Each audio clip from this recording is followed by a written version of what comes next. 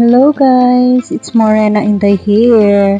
Dahil ako ay nagluto ng pagkain, syempre, isinishare ko lagi ito sa aking biyanan. Yes po, dito sa Taiwan, alam ko pambihira lang yung ganun, pero ako kasi yung tipong manugang ba tawag dun? Basta yun na kung anong meron sa bahay, ayun, nag-share ako kasi nga, ganun din kasi yung aking biyanan. Mahilig siyang mag-share. Kaya, ayun, sinusuklian ko lang yung kanilang kabaitan sa aming mag-asawa. Ayun guys, on the way ako sa kanilang bahay dahil malapit lang naman at nilalakad lang.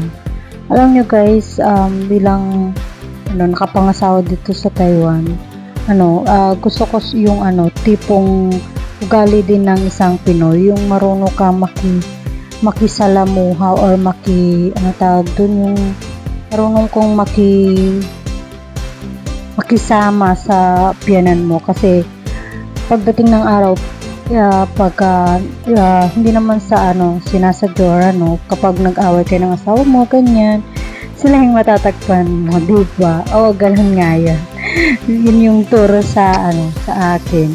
Kaya dapat mahalin natin yung mga biyanan natin. Alam ko naman na hindi lahat ng nakakapangasawa ng mababait yung biyanan, pero ayun nga, sabi ko nga dahil mabait yung aking biyanan ay ayun, madali ko lang siyang nakasama ng parang madali ko lang siyang pinakasama, parang ganon.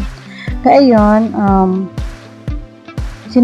sinusuklian ko lang kung ano yung kabaitang ibinibigay niya sa akin. Ayun, nabulol-bulol pa, diba?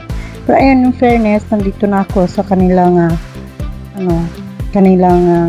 apartment. Malapit lang naman kasi, kaya nilalakad ko lang, diba?